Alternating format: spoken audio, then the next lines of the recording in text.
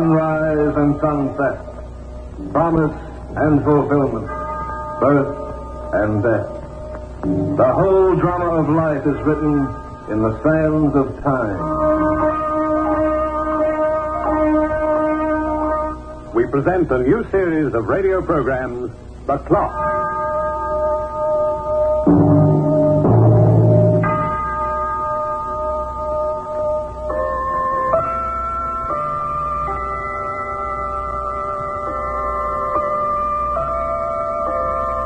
Got a little time to spare?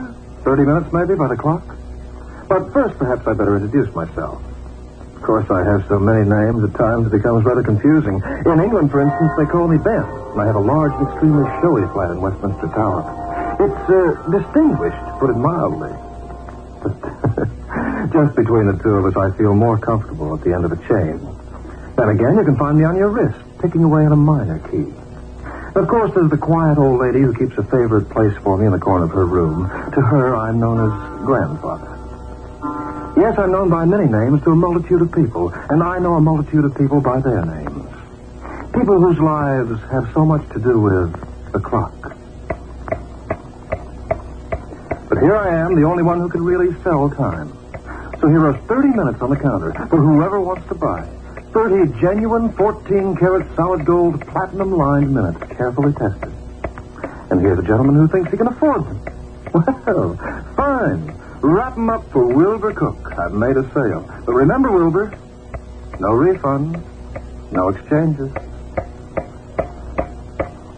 Well, the clock in our office is a time clock, and it's got a handle on it.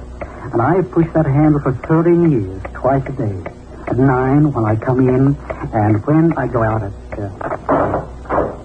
5 o'clock on the dot. Leave it to Wilber, most dependable guy in the firm. Yes, sirree. I'm in a hurry to get home, Charlie, social. I'm going your way. Come on. Well, How's it hitting you, Wilber? How's the score? I'm not complaining. Say, how long you been working for this company? 13 years. You ever been late to work? Oh, not that I remember, and I've never been absent either. Never been late, never been absent. Oh, Wilber, you're terrific. Yes, sirree. I wish you wouldn't make fun of me, Charlie. Make fun of you? Me? I know what the rest of the men in the office think. They laugh at me. Now, Wilber. But I don't care. I haven't got time to waste my money on silly things. I've got a wife at home who looks after me and loves me. And as far as I'm concerned, that's all that counts. Now, listen, Wilber, you got me wrong. I'm all for that. I appreciate the important things in life. You don't mind working hard anymore, day after day, year after year. You don't mind that at all, Charlie, as long as you've got someone to work for. Someone you can always count on. You said it. If you're lucky. Lucky? What's luck got to do with a wonderful wife? Well, because all women aren't built that way. Why, just last night I was reading in the papers how a guy's wife ran away with the neighborhood butcher. You know, even with the price of meat, it ain't a good excuse. And what happened? Did he find them? Oh, yeah, he caught up with them. He put 2 slugs in the butcher's skull and then pushed his wife out of an 8-story window. Oh, that's horrible. Ah, she deserved what she got. Well, she even tried to poison him before she ran away.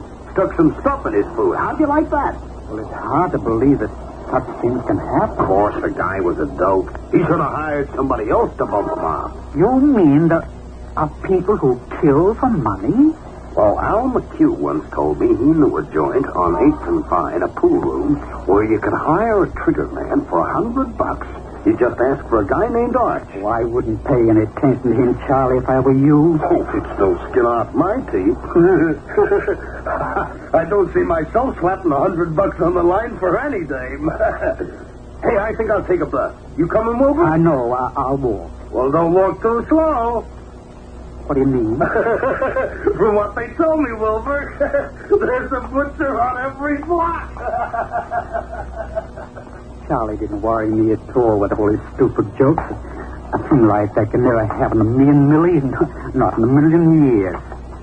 But then, you know, I started to think of something that happened a few days before. It had me puzzled at the time. It was a letter from Millie with no return address. The postmark said Chicago, and I'd left it on the kitchen table before I went to work. Well, tonight I asked the kind of automatically who it was from. And she told me it was just an advertisement. An advertisement from Chicago. And the address on the envelope was in pencil. I looked at Millie for a minute, but she turned the other way. She seemed nervous, scared. I asked to see the letter, and I saw her face turn pale. Then she said she'd thrown it away an hour before. And as I was thinking about the letter, suddenly I realized I was running in the street, and I felt silly. I mean, what was I in such a hurry about? I'd get home, and she'd be standing there, looking at me with that funny smile. Or what was it to worry about? It was Millie. Then I reached the corner, and I saw him. It was too dark to recognize his face, and he was walking the other way. But he'd just come out of my house. A man in my house. But I was getting too excited. I wasn't being sensible. Why couldn't there be a man in my house? Sure, why not? Delivering the laundry, maybe, or fixing the stove. Oh, Millie would explain it. I was letting my imagination play tricks with me. Millie would explain it as soon as I got home.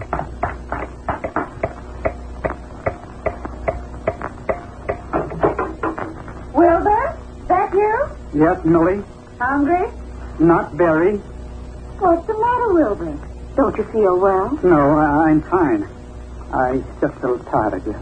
Oh, sit down and read your paper. I'll have dinner ready. Millie, Yes? how was everything today? Everything? Why, same as usual. My shirts come back? Your shirt?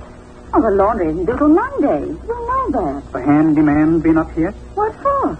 That broken coil on the kitchen range. He fixed that yesterday.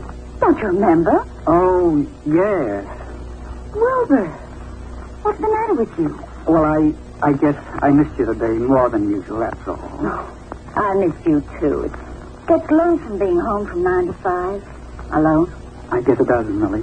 Now, I've got to finish getting dinner ready. You stay here until I call you, dear. Well, I opened up my paper, but I didn't see the words. Alone. She said she was alone. And yet that man, I saw him. Leaning back in my easy chair, weak and tired. My face was wet and my shirt was sticking to my back. I reached for a handkerchief behind me in my pocket, and my hand touched something. I dug down under a cushion. I pulled out a pair of gloves.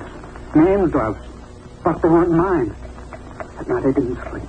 I stayed awake and I wondered how a thing like that could be. What had I done? Hadn't I been faithful and kind and hard-working? Hadn't I skimped and I stayed for 13 years at a job I couldn't stand? Why was she doing this and why? The night was endless.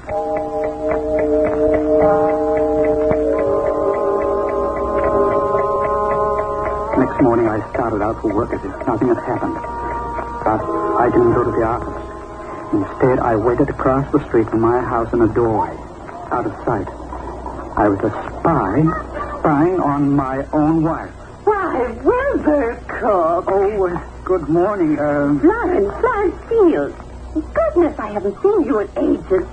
Oh, you know, I think it's terrible that neighbors like you and Millie and me don't get to see each other more often. Well, we've been so busy. Oh, now, don't give me that, Wilbur. You folks are regular gadabouts. Did you have a good time the other night? The other night? At the Stewart Hotel. I was going to say hello when I saw Millie going in, but she went by so fast. You saw Millie going to the Stewart Hotel? Sure. She was meeting you there, wasn't she? Oh, yes, that's right. I remember now. As of the other night, I was working overtime in the office, and I met Millie later. How was the dance band? Any good? Couldn't be better. Gee, I haven't been to a dance in months. Well, 9 o'clock, I'd better get going. Remember me to Millie. Stewart Hotel. She saw my wife going to the Stewart Hotel. Cheap little place with a cheap reputation. And I'm almost sure they don't even have a band. Well, I don't know how long I waited. It might have been an hour. Finally, my wife came out of the house.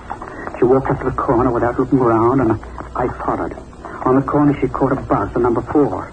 I took a cab, and I trailed behind. At 20th and Grand, I saw her leave. I got out of the cab, half a block away, and I watched her turn into a doorway underneath a dirty marquee. I looked up at the sign. It said, Stewart Hotel.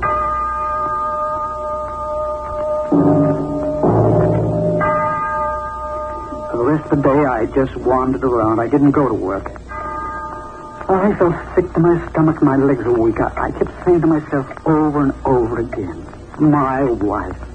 My own wife had seen another man. It was impossible, but it was true. Around 6, I found myself in front of my house. I tried to act naturally as I closed the door. Wilbur? Yes? Oh, just a minute. I'll be right in. Oh, Millie's handbag was on the sofa, and the catch had opened. Something was sticking out. It was the bank book we used for our joint account, our savings account. I picked up the book, and I opened it. Balance was $600. Should have been 9. I examined the withdrawal column. There were 3. They amounted to $100 apiece, and they'd all been made the week before. On top of everything, she was even giving him our money. Come on, Wilbur. Soup's on. Millie, Yes? What's the matter, Wilbur? Oh, nothing. I want to ask. What is it? Oh, nothing. Nothing at all. Let's eat, Millie. All right, then, dear. Come on. Don't let the soup get cold. I took a spoonful of soup, and it tasted sour. I could hardly swallow it. I wasn't hungry, but I had to make a show. Well, I tried again, and it tasted even worse than before. And then I realized that she was trying to poison me. Oh, what is it? I need some air. Wilbur! I need some air, I tell you. Wilbur, come back here! Wilbur! Wilbur! I walked like a man who was doped. She wanted to kill me. She wanted to kill me. But I had to beat her to it, and I had to do it fast. All my life I'd been kicked around. I never hit back. But it's too much, even for me. I'd get her first, and then I'd get the man. But first I'd get her.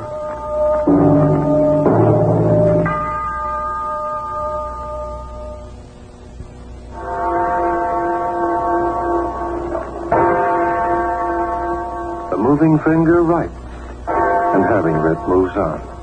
Nor all your piety nor wit shall lure it back to cancel half a line. Nor all your tears wash out a word of it. Time is measured by the stars, and some say our lives are also measured by the stars. I wonder what they hold now for Wilbur Cook. What did Charlie tell me? The pool room on 8th and Vine.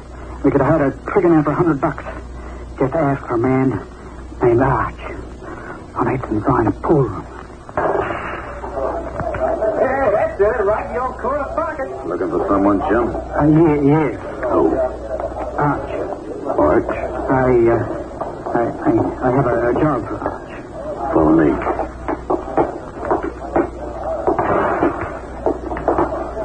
In there. He's inside that room? That's right. Thank you. Just a minute. What are you doing? Don't look like the gun-toting type, but Arch likes to be careful. Okay, mister, you can go in.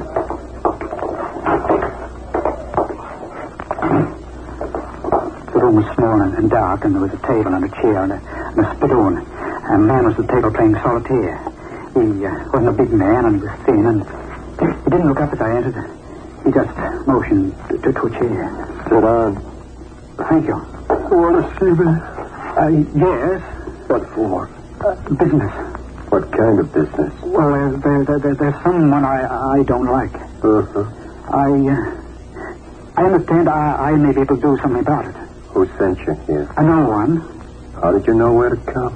I just heard. How much you want to pay? How much is it? All depends. On what? How tough a job it is. Well, it won't be hard. Who is it? My wife. What's the matter? Find another guy? How much? $100. All right. In advance. I've got it right here. Okay. Thanks. She'll leave the house at noon tomorrow. I'll see that she does. It's a two-family house with red brick, and the address is 827 Allen Avenue. I'll print it on this card, and the name is Cook. Tomorrow, 12 sharp, okay. It's got to be done away from the house. Okay. What does she look like? Oh, she's pretty. What else? About 5'4". Got a picture. A picture? You want it, baby? Oh, yes, I have. Now, this was taken 2 years ago. Uh-huh. Is that all? That's all. Can I go now? Sure. I'll be seeing you. You ain't gonna be seeing nobody. But everything will be taken care of. When I left the place, I got that feeling again. Like I was going to be sick. I hardly knew where I was walking. And I found myself in a bar across the street. It was the first time I'd taken a drink in my life. I had another, and another, and 4 more. I poured it down my throat like water. It burned my throat, and I left the bar, and I started home. It was almost midnight, and I thought she'd be asleep. But when I opened the door, I saw the light was on in the bedroom. Wilbur, Yes, it's me. where have you been? Out. It's almost midnight. What of it? Wilbur, I want to talk to you. I'm too tired to talk. There's something you've got to know. But I know too much already. You found the bank book, didn't you? And you probably found the gloves. Steve told me he left them here. Steve? I had to give him money, Wilbur. And I couldn't tell you. He made me promise I wouldn't tell. Oh, don't blame him. He's been living in Chicago for the past 3 years, and he's been gambling again. He rushed on a debt, and he was afraid for his life. He wanted to hide so they wouldn't find him. He made me swear I wouldn't tell you, Wilbur. He made me swear. Huh? I know I had no right to give him that money. Not after you worked so hard for it, Wilbur, but maybe that's why I kept my promise to Steve. I was afraid he'd be mad. I couldn't help it, Wilbur, honest. He is my brother. Millie. Oh, brother. Oh, crazy brother. And all along I thought it was another man. Millie, I gotta stop him. Wilbur, where are you going? Wilbur! I still got time. Taxi, where's the taxi? Taxi!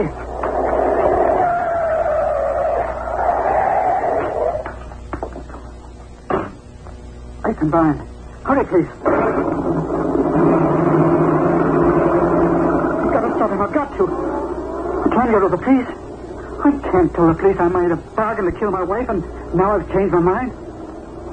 But all he wanted was the money. I'll just tell him to keep the money and forget the whole thing. Oh, I must have been crazy. I must have been out of my mind. But I'm all right now. She loves me. She's never stopped. Oh, Millie. Millie, can you ever forgive me? Wait here, driver.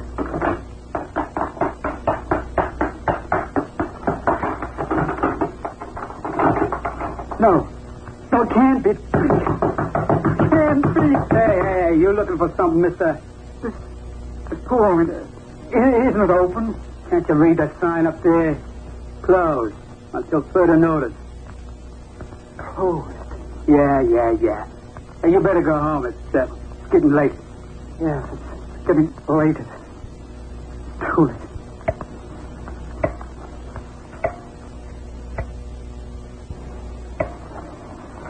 Millie was sleeping when I got back home. I lay down on the couch with my clothes on. And I tried to think. Millie found me there the next morning when she got up. Wilbur. Good morning, Millie. Oh, Wilbur, I'm so glad you're back. I thought Oh, Wilbur, you're ill. I'm sorry I ran out like that last night. Millie, where are you going now? Why, just to the kitchen, dear, to make us some coffee. Hey, Millie, don't leave me. Stay with me here all day, please, Millie. Of course I will, dearest. If you're sick, what else would I do? I'm very sorry. But you mustn't leave me for a minute. Maybe I better call the doctor. Oh, no, don't do that. I'll be all right in a few hours. Just sit here with me, Millie. Don't go away. Oh, poor Wilbur. And it's all my fault. No, Millie, don't say that. Millie. Oh, Wilbur. Don't answer it, Millie, for heaven's sake. Don't answer it. But why not? Oh, keep away from that door. But why? I'll be right back. Millie! It's only the grocery boy. Oh, thank you, Danny. Wilbur, what's wrong? I told you I was sorry. I thought you'd understand. What can I do? It's not you, Millie. My nerves, they ain't so good. I guess I just need rest. Wilbur, you can't go on this way. You look so ill. I'll bet you didn't sleep a wink last night. Well, I wasn't tired. You've got to get some rest, darling. I'll make you comfortable inside. No. I'll stay here on the couch, and you sit down next to me, Millie. All right, darling. Just stay right here where I can watch you. All right, dear. The clock's at 9:30, and And I could hear the ticking from the couch. Every second, every minute was bringing us closer to the time. And I didn't have a plan. I had to have a plan. I had to think of one. But when you haven't slept for 30 hours, it's hard to keep your eyes open and stay awake. I didn't know I was falling asleep. I didn't know.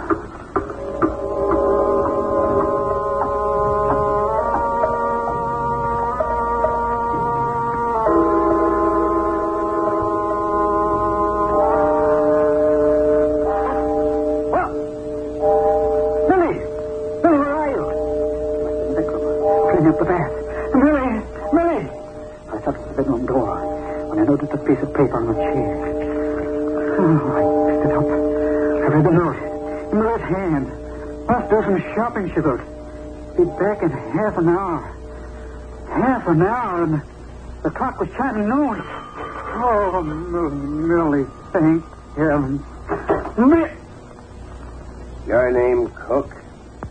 Wilbur Cook? And I knew it was too late. Said Millie was a policeman outside my door. He'd come to tell me that she'd just been killed. I said, is your name Cook? Yes, officer, I'm Wilbur Cook. You're lucky, mister. Lucky you're still alive. We found this card with your address on it, and we picked up Arch Marone. Arch Marone? This guy makes a specialty of killing for hire. You might have been next on his list. Know anything about it? I don't. Ever been to a pool room on 8th and Vine? Yes, I've been there. Bookie hangout. We raided it last night. Closed it up for keeps. And say, you don't look like the type who would hang out in a joint like that. You pulled a horse? No, I never have. Just like a game of billiards, huh? Well, you watch your step from now on. This punk might have gotten your address either to rob you or to rub you out. You stay home with little woman, Wilbur. It's safer. Wilbur? Oh. Is this her, Wilbur? Yes. Well, ma'am, you want to take good care of your husband, you know. He's not looking too good. Oh, I will, officer. I will. Yes, it's good, ma'am. Well, goodbye for now. Goodbye, officer. Millie, What did the policeman want? he made a mistake, and so did I.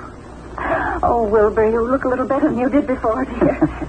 Were you worried when you woke up and found me gone? You'll never know how much. Oh, Wilbur. Oh, Millie, I'm a fool. No, you're not. Now, come inside and I'll fix you up some lunch. But I'm a lucky fool, and a happy one right now.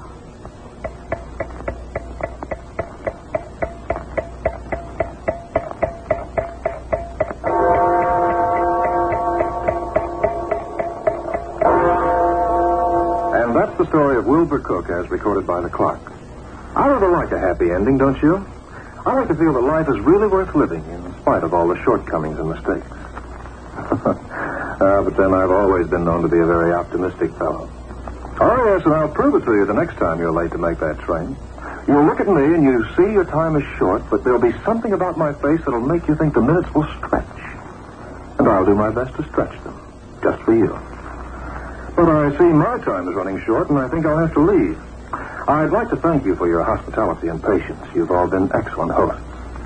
This program was written by Lawrence Clee, and you heard Hart McGuire as the Clock, and as Wilbur, Ozzie Wenban, as Millie, Lynn Murphy. Others were Lloyd Burrell, Madge Ryan, Richard Meikle, Alan Trevor, Owen Ainley, Albert Garcia. The Clock is a Grace Gibson radio production, directed by John Saul.